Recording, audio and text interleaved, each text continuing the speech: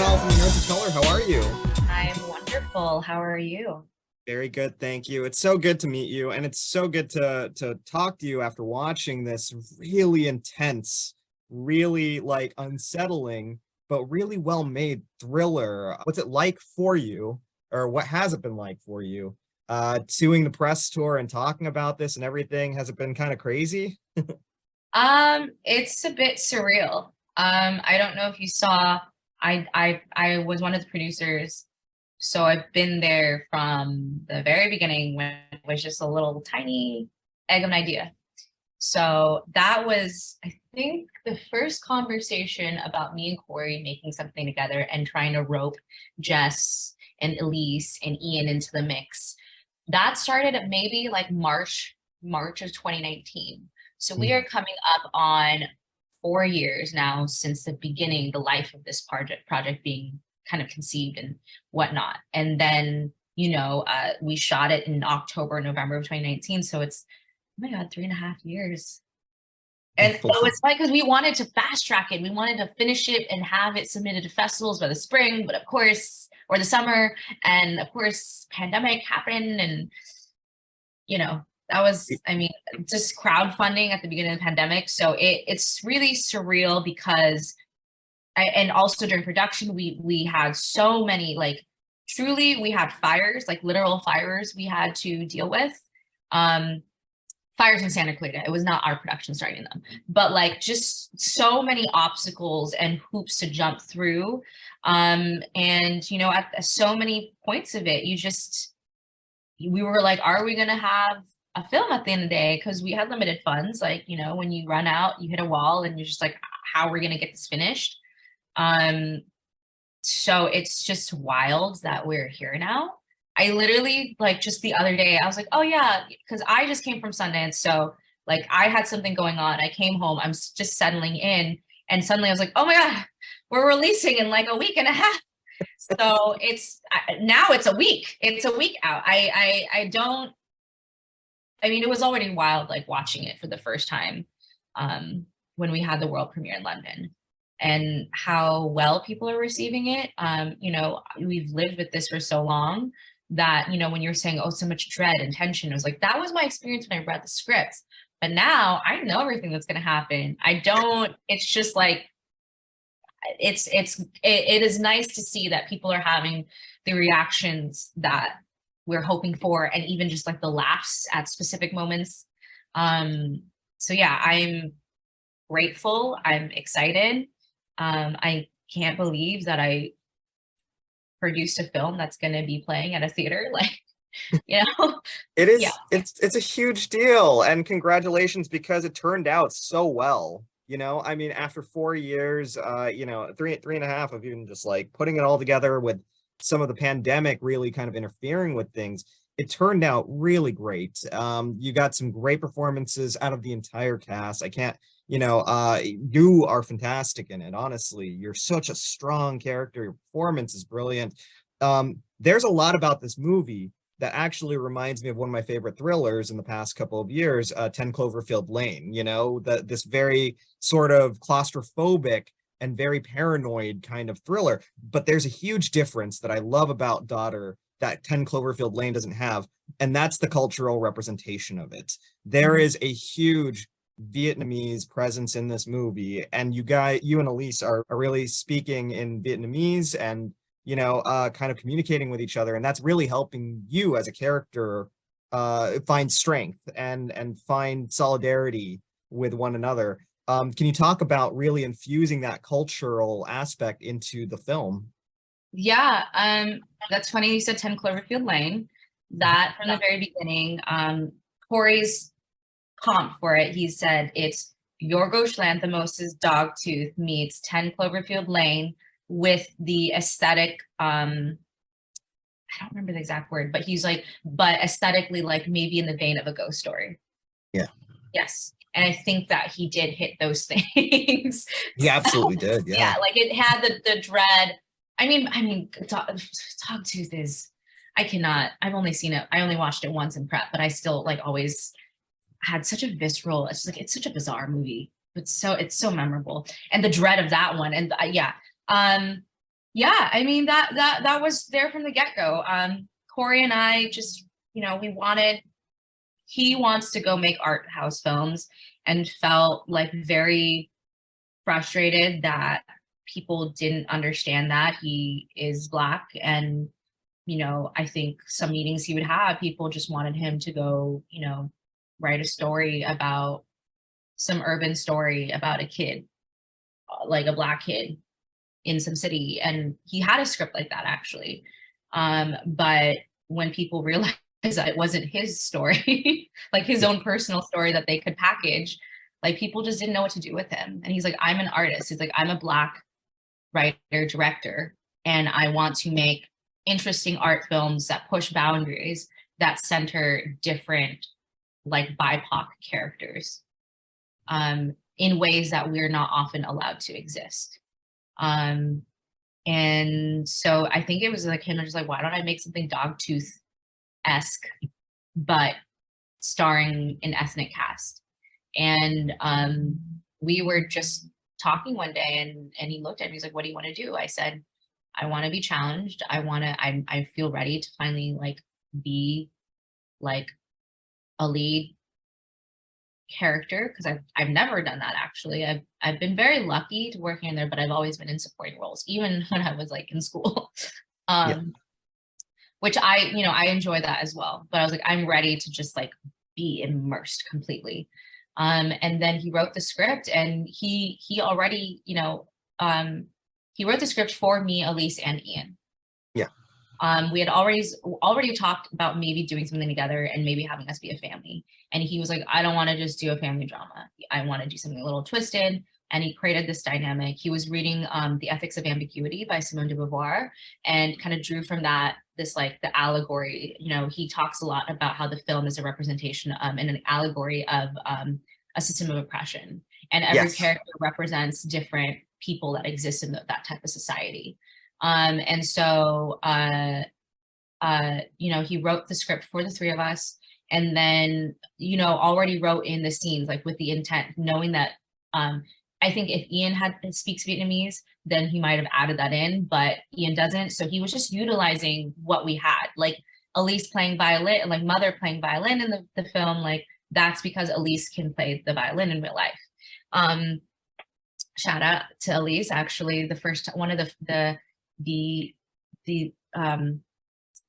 one of the most memorable Asians on screen that I remember growing up is her in Spider-Man 2. Yes. I realized I would be working with her when I met her on a TV show. When I realized I was working with her, and I was like, oh my God, I remember her. Because I was like, we're none of us, growing up. So, but yeah, it's just a side note on the violence. Her story of how she got that job is amazing. I hope she can tell you that someday. But yeah, so he wrote these scenes, like he wrote them in English because he doesn't speak Vietnamese, with the intent that we'd be speaking in Vietnamese. And I mean, I think it was that thing of like, we want representation. We want to be able to exist in worlds that aren't just so like, exist in stories that aren't so like, our identity, our cultural identity isn't the centerpiece, but all those things about us, like with you and me, it's like we might not always be talking about it at the forefront, but we bring that everywhere we go, right? Any character brings everything in their experience. So how do we not make it the centerpiece, but all those things bubble out, especially in this household that is ruled by a white man, and that creates its own thing. And what does that represent, essentially? Yeah. So yeah, there's a very long answer there, but No, it was a beautiful answer. And quite frankly, it kind of bleeds into my next question, which was literally about the allegory here. The idea of, historically, white society really putting down POCs in life and in society and in this country. You have different approaches to it, the very subservient approach, you've got the defiant approach, you've got, and I think this movie really touches on all of that. And I really love that allegory. I thought it was one of the most beautiful things about it. Was this something, so this was something that was really kind of cooked up from the get-go as soon as he brought you guys into the fold, right? Like you guys were kind of talking about this, collaborating on this and everything. And then did you and Elyse pull, you know, and Ian really kind of like help add to that sort of theme as the movie was, as you guys were shooting and progressing through the movie? Yeah, I mean, we had some notes. I think what helped is Corey knew all of us already.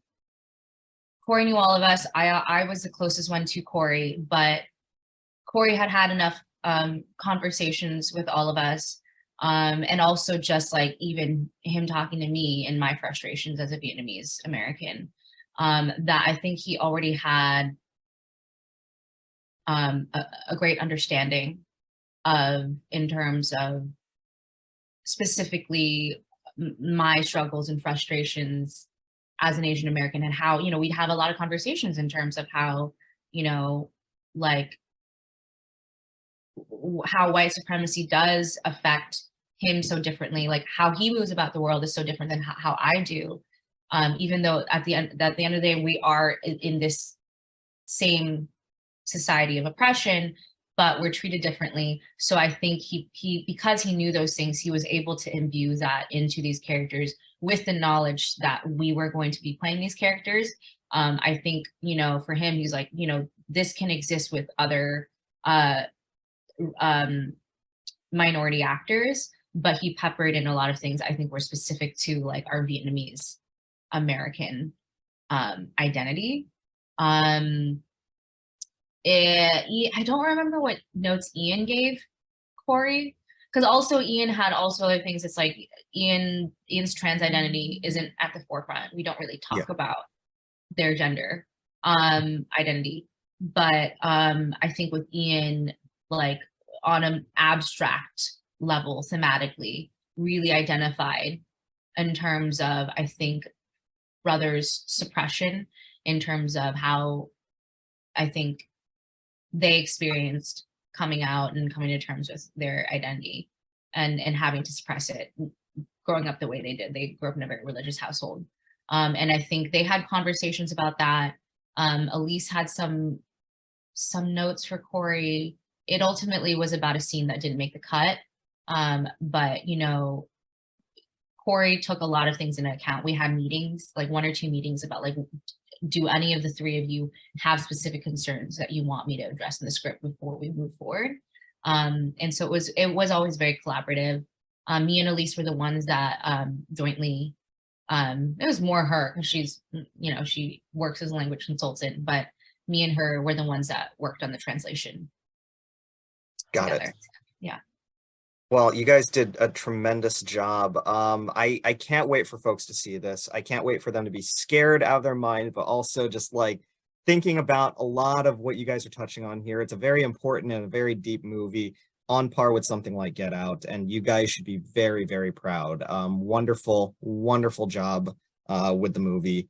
Thank you so much, Vivien. I wish I could talk about this forever, and I know that I can, but I want audiences to see this and enjoy and think about it, you know, as much as I did. So thank you so much. Congratulations. Thank you. Thank you. Hi, Ian. I'm Mike Null from the Nerds of Color. How are you?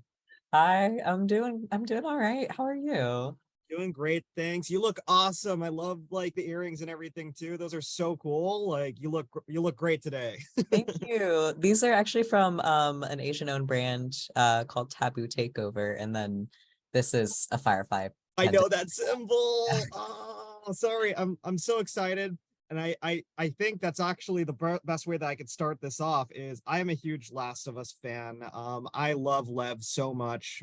Part 2 is a masterpiece. I'm hoping because the HBO show took off that you'll be able to reprise Lev in the show.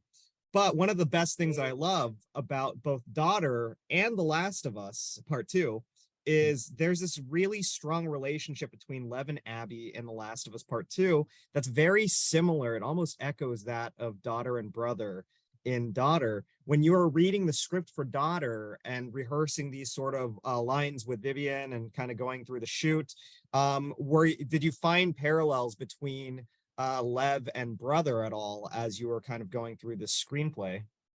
Absolutely. I mean, there's, like you mentioned, sort of the older sister, younger brother dynamic of a more jaded older sister figure begrudgingly taking on this little brother under her wing, and then actually really growing to love and care for him.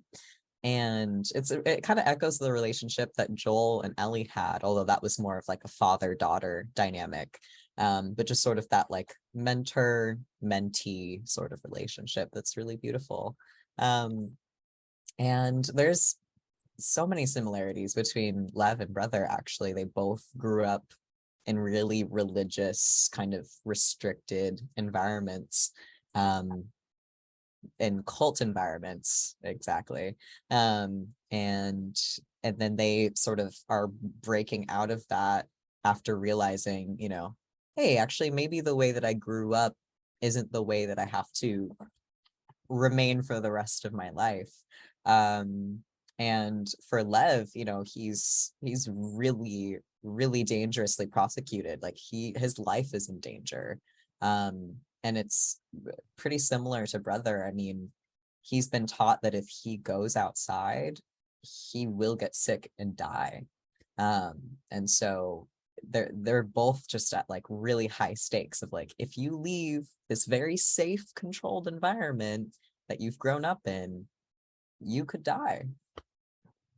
Yeah, it's really intense, and it's kind of interesting to see these two characters evolve as their view of the world expands, whether it's through Abby or whether it's through Daughter, and I kind of love that you foster these characters so much, and got us to love them and care for them really, so that when they have these triumphant moments, when they're finally seeing the world, the audience is there to cheer for them, in both situations. So well done there, honestly. Um, I wanted to ask, I mean, one of the best things about this movie is it features a predominantly Vietnamese cast, and we don't see that often. And I was talking with Elyse and I was talking with Vivien about how both mother and daughter are these really strong and powerful characters. And while they're in this bad situation, they're very much the smartest people in the room, and they're biding their time and they're really surviving. And I think the same can definitely be said about Brother. And just, you being an actor of Vietnamese heritage too, what was it like really working with these amazing actresses, and kind of fostering a project with so many Vietnamese ties inherently in it? I was actually talking about this earlier, that it was the most diverse set that I've ever been on. I would look around, and we had very intentionally chosen a lot of AAPI people to be a part of the crew. And so, there are a lot of women on set, specifically women of color, a lot of people from the Asian community. So I felt just like really at home. And the fact that I can't really think off the top of my head. I'm sure that there are very notable Vietnamese actors, but just that's not very common in the mainstream. So it was wonderful to see a story that was centered around this Vietnamese and white family, which is what my cultural experience was like growing up in a biracial home with a white father and a Vietnamese mother. And I loved that there's Vietnamese, in the story, that's being used as a way to communicate with each other without father, knowing what's going on, which he obviously was not very happy with. But it just reminds me of like how a lot of like I know that this is the experience for my mother, how a lot of Asian immigrants felt like they had to conform to whiteness and conform to what America wanted them to be, and kind of had to like hide aspects of their culture. And you can see that in sort of like the food that mother prepares for people. She's preparing, she's for her family, she's not making Vietnamese food. There was no rice on that table at any point.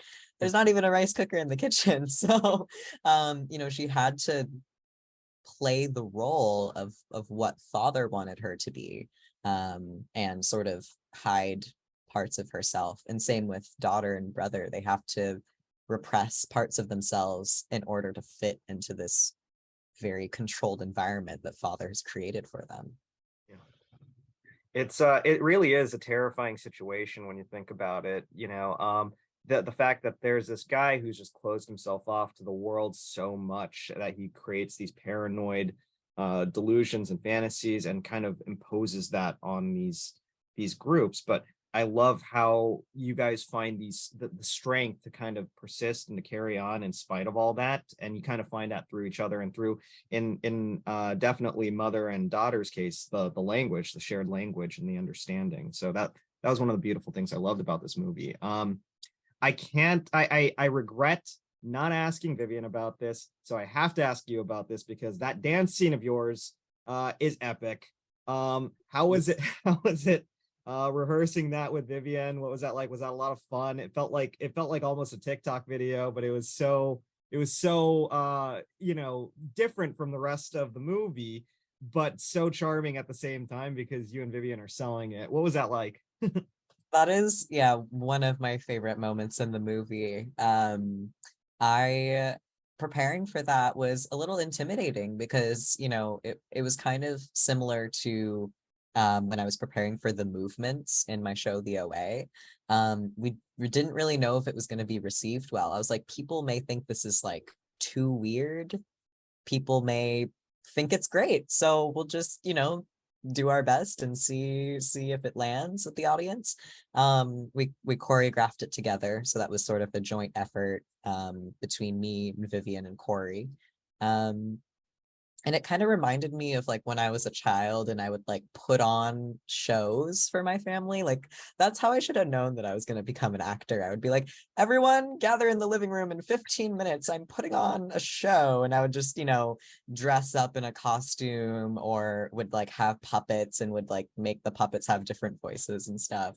And so it reminded me of like that sort of playful childlike nature of like, we're just gonna use our imagination. And I love the moment where you get to see what it looks like for them in their imagination, and then it cuts back to reality and it's like so much different than they were imagining. Because all brother has is his imagination. He doesn't get to experience the outside world at all. So everything that he keeps himself entertained with just pretty much exists within his mind. Absolutely. Well, the heat was definitely on in Kentucky. And I swear I could talk to you about this all day. It's such a fantastic movie. You can tell because I don't know if you checked. You guys are at 100 on Rotten Tomatoes right now. It's Oh my insane. God, I didn't know that actually. Spectacular. And it's really because you guys put in such an amazing performances. The script and Corey's direction are phenomenal as well. And honestly, I just want to say congratulations and thank you again for your time. This was wonderful. Thank you, Ian. Hi, Elyse. Hi. How are you? I'm Mike great. from the Nerds of Color. How are you doing? I'm great. Thank you. Happy to see you. Happy to be on as well. I'm so excited for people to see this really intense, really gripping thriller. It's really, in some ways, very terrifying, but also incredibly insightful, incredibly in some ways as well hopeful, which is kind of funny, I mean, like which I like a lot. And I wanted to just talk to you about that. What are you hoping audiences really get from this film when they see Daughter, That is really interesting. I want audiences to see Vietnamese actors in different kinds of roles than how they usually see us. That's part of why this movie was made by Corey and Vivien. It started with them thinking, how come we're put in boxes, right? With what we have, like the kind of stories that Corey is told by the system that he has to write just because he's Black. And Vivien is like, and Vivien and I too, we're always playing Vietnamese women who are somehow affected by war, right? There's always the war, it's always this thing, and we're victim and whatever. And it's like, why can't we just do a scary thriller where we don't speak with accents and we can just do whatever we want?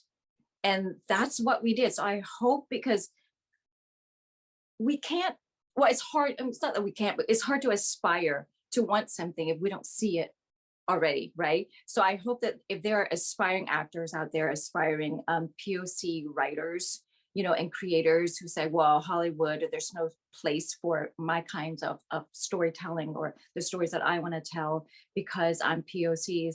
Well, we hope that they would see it and go, oh my gosh, they did that. And I want to make sure that they see that Vivien and I were not trying to divorce ourselves from our nationality. We're proud to be Vietnamese, right? So that's why we spoke Vietnamese, like, yo, we're Vietnamese, right? We're not trying to pretend we're not. But at the same time, we're just people. We're not defined by war. We're not defined by all that. We have a different kind of trauma happening in this movie. Absolutely. But it's not war related. And so I hope that they can just see that, look, just Vietnamese people doing a thriller. Yeah. Speaks normally without an accent. Look at that.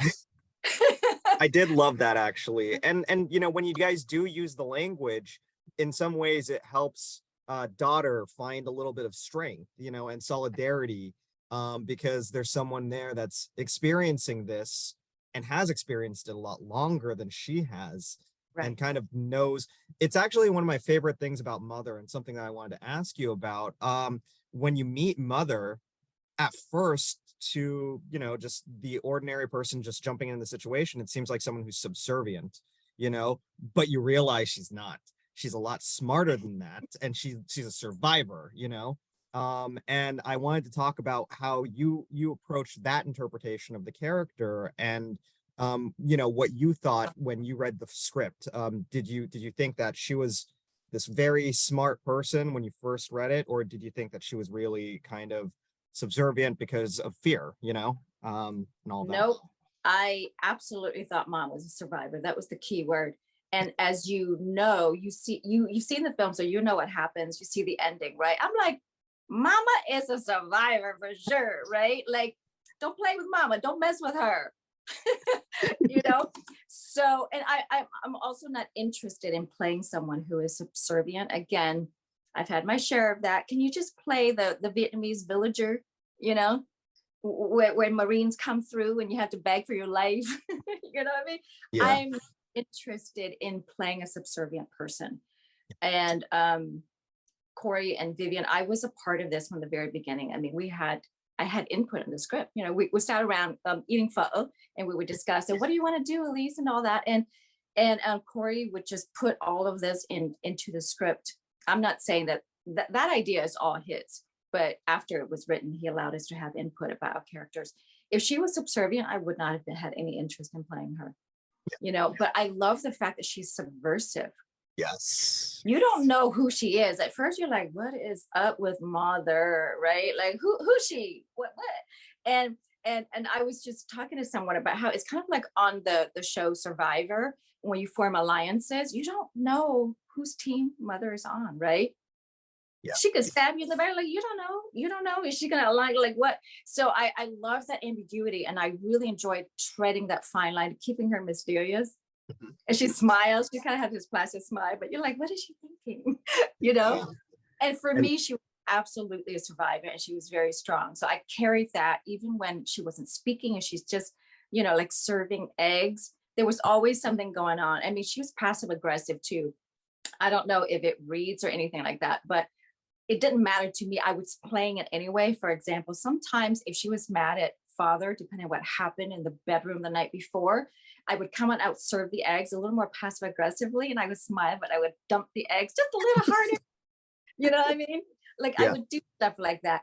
Or if I'm angry, I could be smiling, but I'm cutting my sausage just a little more aggressively, imagining what I really wanted to do with that knife. Yeah.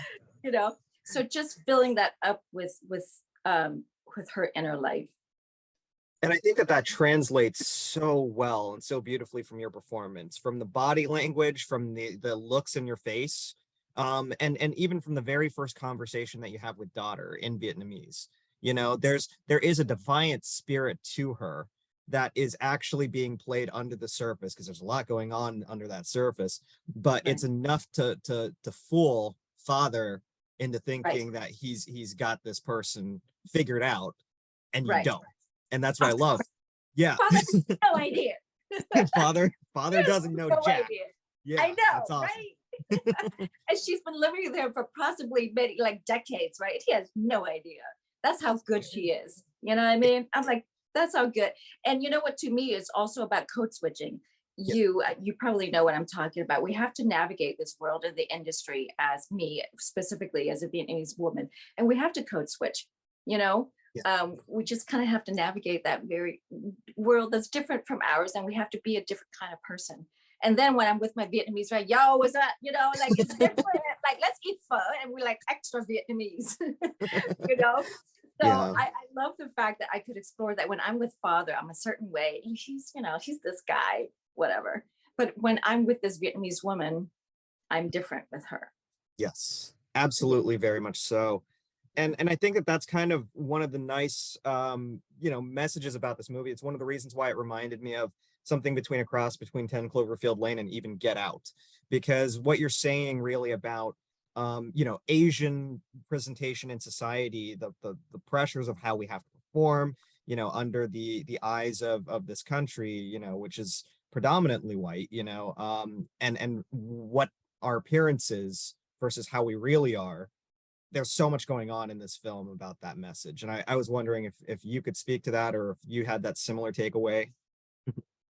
I love the fact that, I mean, we've kind of touched upon this already, that father thinks he's so smart. He lays down the law, right? And he just has no idea. He's dumb.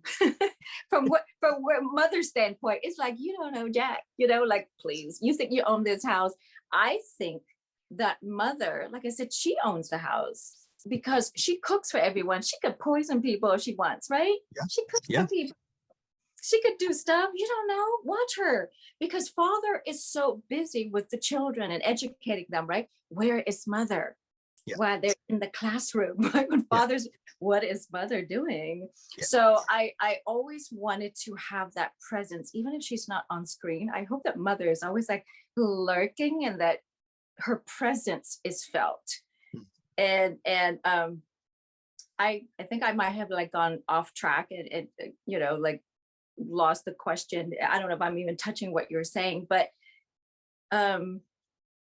yeah, that was how I was approaching it. That I wanted to see that mother is more in control, and she has a lot more strength and agency than she lets on. And we all try to find that, even if we're in a job that we don't love, we have like a tyrant boss or whatever, to show that we find a way to make it work. So in a way, she's pretty tough. One of the things she really is, and that toughness really comes across in your performance again, which I really enjoyed. I kind of love how this is very much a smaller movie in the terms of the budget, and in terms of your freedom as well to be able to do everything. You're able to do a lot more here than, say, working with a big budget studio, that doesn't allow as much creativity and as much of a say.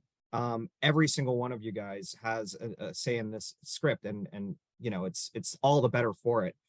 You've worked in the studio system before. You're featured in Spider-Man. You're a very talented musician in general, in both. But you got to you got to display your skills in both of these movies. What was it like really breaking out, like the instruments here and being able to play here a little bit, better than what we saw in Raimi's Spider-Man 2? You know what? It was really, really fun. Somewhere, I don't remember who brought up the idea. We were talking about what happens in the house. What do they do for entertainment? Do they listen to the radio? Because clearly they're shut off from the outside world. He doesn't allow radio, right? And my brother literally goes, what is Kansas, right? So they're so closed off. So what do they do for entertainment? Well, they read, and father lectures to them, and he tells stories. And then someone says, what if mother plays music for them on her violin? And they look at me, and I'm like, and I was like, and then I immediately was on board. I'm like, that's hilarious. It can be kind of an Easter egg. I mean, Spider-Man 2 came out a long time ago. There's a whole generation of Spider-Man right, since then, like Yeah. 2 other Spider-Man since then.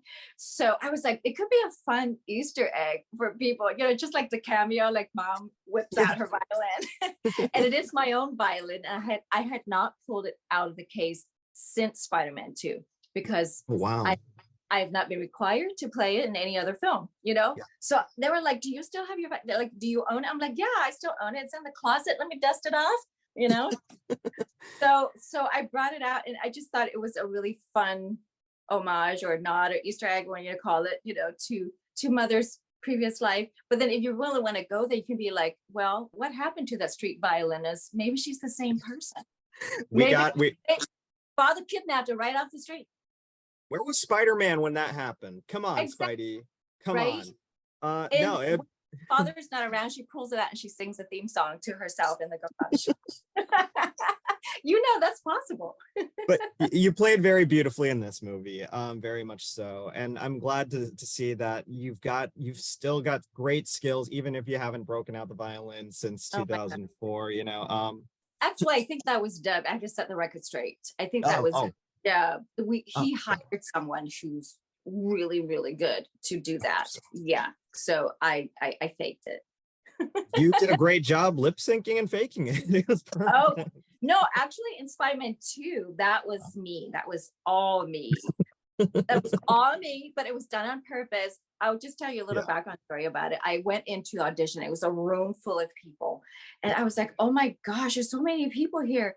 And then I just had this idea. I thought, you know what? If Sam Raimi actually wanted a talented violinist, well, he's got a room, because everyone was warming up, you know, they got the violin, they're warming up. And I'm like, oh my gosh, you're so good. I mean, I heard like that she could have been in the London Philharmonic, right? She was so good.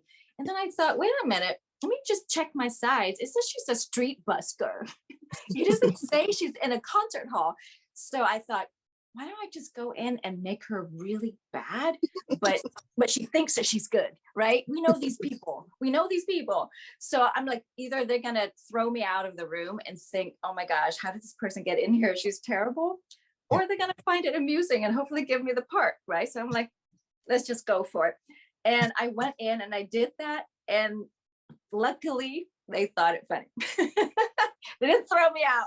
So, you know, it struck a chord with us, just like your performance did here, and just like this movie did here for everyone. I can't wait for folks to see it and to see your amazing performance in it. Elyse, thank you so much for your time. This was wonderful. This was so fun. Absolutely. And yeah, we'll hopefully talk again soon. And I can't wait for everyone to see this tense, thrilling, amazing movie. Yes. Thanks so much, Mike. Boys, professional artists and professors. Maybe a nerd who's just like you, talking about the things that you like too. So I invite you to the NOC. In full color, you see me. The hard knock life, comics, movies, and TV. Yeah, pop culture with a different perspective. Watch it on your screen, hit play, so check this.